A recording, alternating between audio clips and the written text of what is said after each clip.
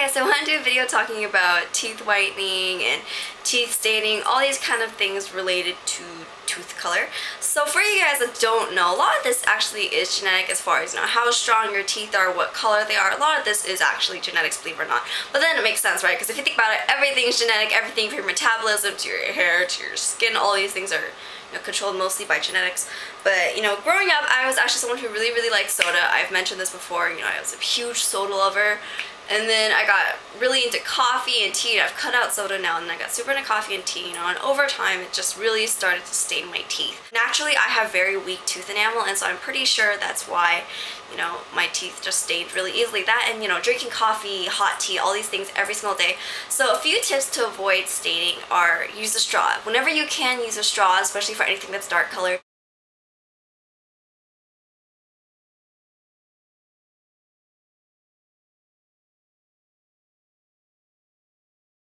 I actually do make my own iced coffee. I'm going to show you guys how I make my iced coffee and how I drink it every single morning at the end of this video, because quite a few of you guys have actually asked about that. I am a very big fan of my iced coffee. I think it tastes very good, so I'm excited to share that with you guys. So I'm going to show you guys the product that I use to whiten my teeth, because I'm not the person who would go into a dental office to get my teeth whitened. This is the only product I ever tried that actually really works in your teeth. It's super affordable. I think that's my favorite thing about it. So this is the Plus White 5-Minute Speed Whitening Gel. You guys can buy this at Rite-Aid. I know Walgreens also sells it. And the one that I got comes in a little packet, comes with a little tray, it comes with a gel, and also comes with a little tartar remover, wash, whatever. I never use that one. I just use these two together. It honestly helps so much. I had very stained teeth, just because, like I said, I like my coffee and I like my tea, and I'm drinking tea, all day long, and then coffee every single morning, sometimes 2 times a day, sometimes 3 if I'm being really bad. I watched this from actually one of the girls on YouTube who doesn't really make videos anymore, but then she found this through Candy Johnson, who was actually one of the first people I ever saw on YouTube. And so you're gonna need a tray for this, so I would just recommend to buy the tray set, just because it's, I think, only $7 or $8 maybe, and it works really well.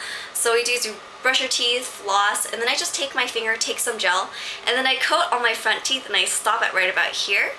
And I just do my front teeth, my upper, and then lower, and I do a little bit behind the teeth as well. And then I just sit in there with the tray in my mouth, and they say in 5 minutes it starts working, but I usually do it for around 15 minutes, and I only do it maybe once every 2 weeks now. Now I don't really do it that much anymore, but when I first started, I went super crazy with it. I just started doing it every single day, and I got a lot of tooth sensitivity, so that's definitely something to be conscious about, is that anytime you over whiten things too aggressively, you are going to get really sensitive teeth. And basically, people call it zings, and that's exactly what it feels like. It feels like a little electrical current going through your tooth. If you've ever had your teeth drilled, I actually never got Novocaine when I got my teeth drilled, so I would just feel it, just because I hated the shot so much. I hated the shot even more than the drill, so I would just suck it up. That's pretty much what it feels like, but it feels like it's like drilling your front teeth, especially these front ones right here. And so just be cautious of that. You go too aggressive with it and it is going to hurt, and it's going to take a few days to go away for that pain to go away. You're really going to have to figure it out for yourself though, because everyone's teeth are different. Be careful about doing it every single day, because that's what I did, and my teeth got super sensitive for a very long time.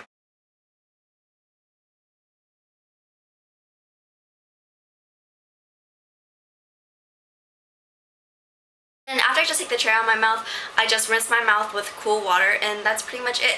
Just be cautious too, also, if you are going to start bleaching your teeth, that your teeth are going to be more prone to staining after you bleach it. So, you're going to want to be really good about those sodas, the curry, whatever it is that's going to stain your teeth. Try to use a straw when you can. My teeth actually do stain a lot more easily now. I definitely see it myself. So that's just something to think about, but I think it's a really great whitening product that I wanted to share with you guys, because for those of you guys that hadn't heard about it, it works really well. It's very affordable. It works way better than any of those stupid Crest white strips that I freaking hate. I think that they're so awful. They just didn't work well. They are really uncomfortable, and it works a lot faster. Like I said, you just have to be really cautious about using it too much, because there is such a thing as too much. If I were to say there's anything bad about this product, is that you're not going to probably go through this tube. I don't know if it's a matter of time, I don't know if it's a matter of heat, but everyone I know that's used this, basically what happens is after 1 or 2 months of being open, it turns into this liquid, because it's actually a gel, but then it just turns into liquid, and once it turns into that liquid, you can't really use it anymore, so you have to throw away the tube. So that's just something to think about, you know, that you're probably not going to get through any tube that you ever buy, unless you do it like every single day, but I don't think anyone's teeth could ever take it every single day, you know, for a few months. But it's a really, really great product. It's very affordable. Even if you can't get to the tube and you can only use it, you know, 10 times or so, then you're still gonna make your money's worth out of this, you know. But I think it's a really great product, so I highly recommend that you guys try it out. And now I'm gonna show you guys my iced coffee.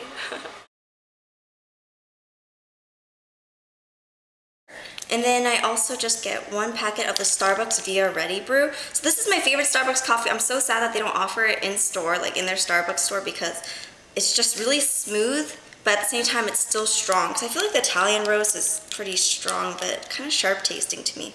So then I just open up this packet. It's kind of like a Keurig, and I just get mine from Amazon. I'll leave the link down in the description box. It's, I think, around $33, $36 for 50 packets. And so it's still cheaper than going out and getting coffee, I guess. And then I just empty it into the bag. So to make iced coffee, you either have to make regular strength coffee and refrigerate it and let it cool down, or you're going to need to make it super concentrated. So too lazy to make it ahead of time, I just make it super concentrated and then add ice to it, because then when you add ice to it and cool it down, if it's pretty hot coffee, then it's going to melt on your ice and it's going to be super watered down. So what I do is I add just a small amount of hot water, just enough to dissolve the packet and the brown sugar. Mix, mix, mix. But I used to use 2 packets of brown sugar back when I first started, because I couldn't, you know, drink as strong coffee before. But if you're a regular coffee drinker, then I would just say 1 packet of brown sugar. And then I just put in ice cubes, and I keep stirring so that they don't stick. I stir them as I drop them so that they don't stick to each other.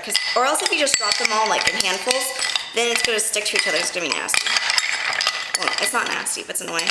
So I just add a bunch of ice cubes, and what this is going to do is it's going to actually, you know, make the coffee not as strong, not as concentrated, while cooling it down. Once you add ice cubes in, it dilutes it, so that's why I make it really strong, because it's going to be diluted. So once it's pretty cool, what I do is add 2 tablespoons of this Coffee Mate French Vanilla fat-free.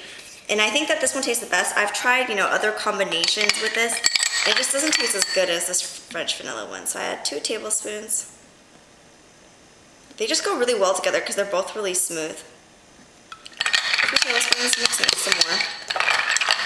And then, as you guys can see, this is actually pretty dark. So I actually like to add milk to my iced coffee to make it just a little bit lighter, you know. It makes the taste smoother, and then on top of that, it just makes the coffee not so dark, which is what I like as well.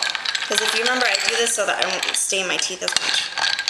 And so that's it. That is how I make my iced coffee in the morning. It tastes really good, I swear.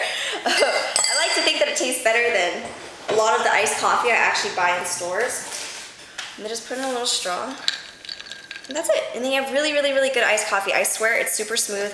This is my favorite, you know, Starbucks blend. I just don't know why they don't advertise this blend more, but it tastes freaking good. But you just need some hot water to activate. And these are nice too, because then you can just throw them in your bag. So when you're traveling, or, you know, whatever, you're in a hotel room, then you can always have your favorite coffee. This is by far my favorite coffee. It is fairly strong though. So if you guys are very sensitive to caffeine, then I would just only take maybe half a packet. That's what my mom does. So that's it.